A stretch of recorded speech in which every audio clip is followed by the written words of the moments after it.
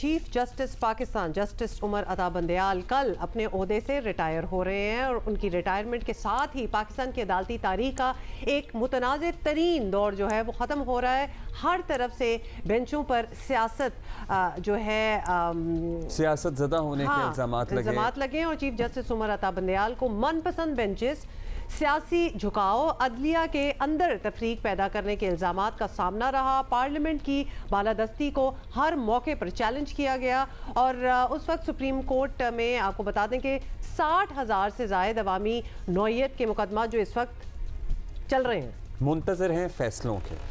शायद यही वजह है कि चीफ जस्टिस उमर अता बंदयाल पर अवामी नौयत के मुकदमात नज़रअंदाज करके सिर्फ सियासी मुकदमात को तरजीह देने के इल्ज़ामात लगाए गए। बहरहाल अब नए चीफ जस्टिस काजी फ़ाइज़ ईसा होंगे। चैलेंजेस का मुबेश वही हैं, लेकिन नए चीफ जस्टिस को पुरानी रिवायात ख़त्म करनी है। उम्मीद तो यही है। बहुत से इन पर इल्ज़ामात लगे, इनकी सास साहिबा की मुबैना ऑडियोज़ भी सामने आई और भी बहुत मामला थे। Former president supreme court bar association Ahsan Bhoon साहब हमारे साथ मौजूद हैं, उनसे बात करते हैं। बहुत शुक्रिया एहसन साहब। भून साहब, chief justice Umar Ata Bandial retire हो रहे हैं और उनके दौर को और कुछ ना कहें लेकिन एक मुतनाज़े दौर तो कहना ही होगा। आपकी नज़र में क्या बुनियादी इशूज़ रहे और निज़ाम इंसाफ पर, इस सारे सिस्टम पर क्या असर डाला इस दौर में? मैं समझता हूँ कि मेरी राय में जस्टिस उमर अता बंदयाल साहब का कैरियर एक बहुत लंबा कैरियर था। एक आला अदलिया के जज के हवाले से वो हाई कोर्ट के जज रहे, हाई कोर्ट के चीफ जस्टिस रहे और जब तक उनका दौर रहा हाई कोर्ट और chief justice Lahore high court, मैं समझता हूँ कोई इतना मुतनाज़ा नहीं रहा या वह इतने डिस्प्यूटेड नहीं रहे। इसी तरह जब वो पहली दफ़ा या चीफ जस्टिस बने हैं सुप्रीम कोर्ट ऑफ पाकिस्तान से, तो उस वक़्त से थोड़ा सा मामला जो है वो मुतनाज़ा हो गया और अल्टीमेटली वो तनाज़ा बढ़ते बढ़ते इस वक्त हद तक चला गया कि शायद कम से कम मैं समझता हूँ कि मेरी अपनी ज़िंदगी में मैंने इतनी मुतनाज़ा सुप्रीम कोर्ट किसी सिविल दौर में मैंने नहीं देखी। और जिस लेवल पे पोलराइजेशन हुई कि तकरीबन आधे जज साहिबान एक तरफ और आधे जज साहिबान दूसरी तरफ, और ये बेंचेस की तश्कील डिस्प्यूटेड रही और इसी तरह ख़ास तौर पे सियासी केसेस के हवाले से जो बेंचेस की तश्कील हुई वो भी एक इंतहाई मुतनाज़ा मामला है। ख़ास तौर पे मैं समझता हूँ कि हमारे लिए एक उनका जो आर्टिकल 95 की इन्फोर्समेंट के हवाले से एक केस था, जो नो कॉन्फिडेंस की पिटीशन जब चली थी कासिम सूरी साहब की, जो स्पीकर साहब की मौजूदगी में, तो वो एक बहुत अच्छा इकदाम और बड़ा अच्छा फ़ैसला था। उसके बाद जब मामलात आगे चलते गए तो मेरा ख़्याल है वो ज़रूरत से ज़्यादा जो सुप्रीम कोर्ट की तकसीम थी उसमें वो उनका सारा कैरियर अपने साथी जजेस को खुश करने और उनको ले के साथ चलने में ज़्यादा मुतनाज़ा हो गया। ये पोलराइजेशन की जो आप बात कर रहे हैं, पिछले कुछ सालों में तो हमने, मतलब आप तो अदलिया की बात कर रहे हैं, वैसे भी हमने मुल्क में शदीद पोलराइजेशन देखी है। एहसन भून साहब, ये बताइए कि आप बेंच बनाने, कानून साजी और सियासत में दखल अंदाजी और मुतनाज़ फैसलों जैसे जो इशूज़ बताए जा रहे हैं या सामने आ रहे हैं, वो एक लेगेसी है जो साकिब निसार साहब से चली आ रही है। इतने साल इतने सब चीफ जस्टिस ऐसा ही करते रहे हैं, तो जस्टिस बंदयाल से ज़्यादा शिकायत क्यों हो रही हैं?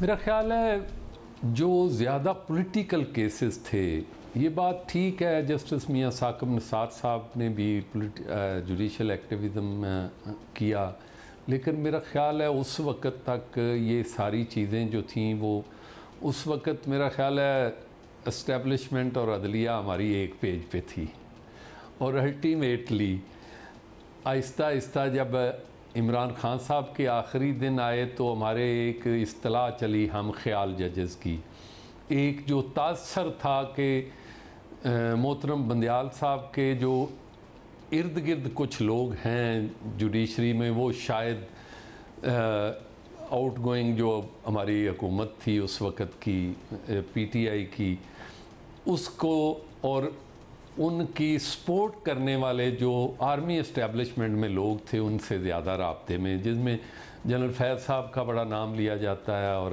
जनरल बाजवा साहब का नाम लिया जाता है। लेकिन इसलिए मैं समझता हूँ जब मौजूदा हालात में गवर्नमेंट चेंज हुई तो मेरा ख्याल है उसमें गवर्नमेंट चेंज होने की एक सबसे बड़ी वजह ये थी कि उसके दरमियान एक नए आर्मी चीफ की तकर्री होने जा रही थी। शायद अगर वो पीरियड बीच में ना होता तो हो सकता है शायद ये गवर्नमेंट नो कॉन्फिडेंस आगे पीछे ना होता।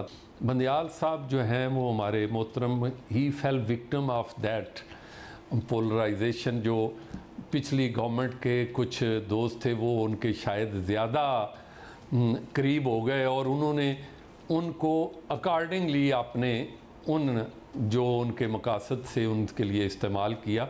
इसलिए मेरा ख्याल है कि ये मामला ज़रूरत से ज़्यादा जो है वो मुतनाज़ हो गया।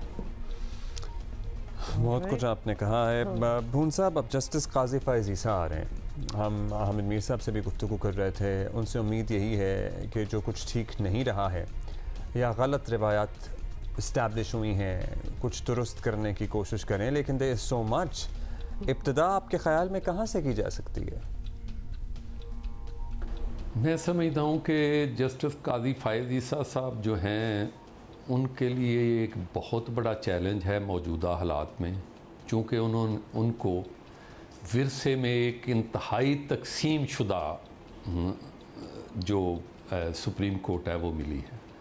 सबसे पहले तो मैं समझता हूँ कि अपने हाउस को उन्हें दुरुस्त करना पड़ेगा, जिसमें इतनी ज़्यादा बिटरनेस है। जिस तरह हमारी पॉलिटिक्स में एक जो कल्चर ऑफ टॉलरेंस था, कल्चर ऑफ डायलॉग था, जो एक दूसरे की बात सुनने का हौसला था, वो पिछले कुछ सालों से इतनी वायलेंस आ गई कि लोग जो हैं वो एक दूसरे के साथ अपनी बात का पॉलिटिकल पोलराइजेशन के नतीजे में एक दूसरे से अपनी बात भी नहीं करना चाहते।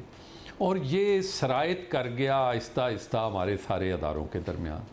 और इस हवाले से मैं समझता हूँ कि सबसे पहले जो बड़ा चैलेंज है वो जस्टिस काजी फ़ाइज़ ईसा साहब को एक पोलराइज्ड तकसीम शुदा अदारा मिला है। उस हवाले से दूसरी बात ये है कि उनको एक और जो बैकलॉग मिला है, जो पेंडिंग पॉलिटिकल केसेस हैं जो भी अभी भी पेंडिंग हैं, वो मुख्तलिफ पॉलिटिकल पार्टीज़ के, वो इलेक्शन के हवाले से, इलेक्शन की डेट्स के हवाले से, और ख़ास तौर पे supreme court practice and procedure act जो है वो उसकी फ़ेट क्या है। अगर उसकी फ़ेट ये है कि जिसमें बेंचेस की तश्कील के हवाले से मोहतरम 3 सीनियर जजेस का एक जो आर्टिकल 191 कॉन्स्टिट्यूशन के हवाले से वो दे दिया गया है, अगर उसको देखा जाए तो अगर वो उसकी फ़ेट येस में होती है तो उसके बाद ये सारे जो केसेस उन्होंने पीछे जस्टिस बंदियाल साहब और उनके साथियों ने मुतनाज़ा किए हैं, ये फिर उनको दोबारा सुनने पड़ेंगे। बहुत कुछ है जो करना पड़ेगा या करना चाहिए। बहुत शुक्रिया आपका एहसन भून साहब।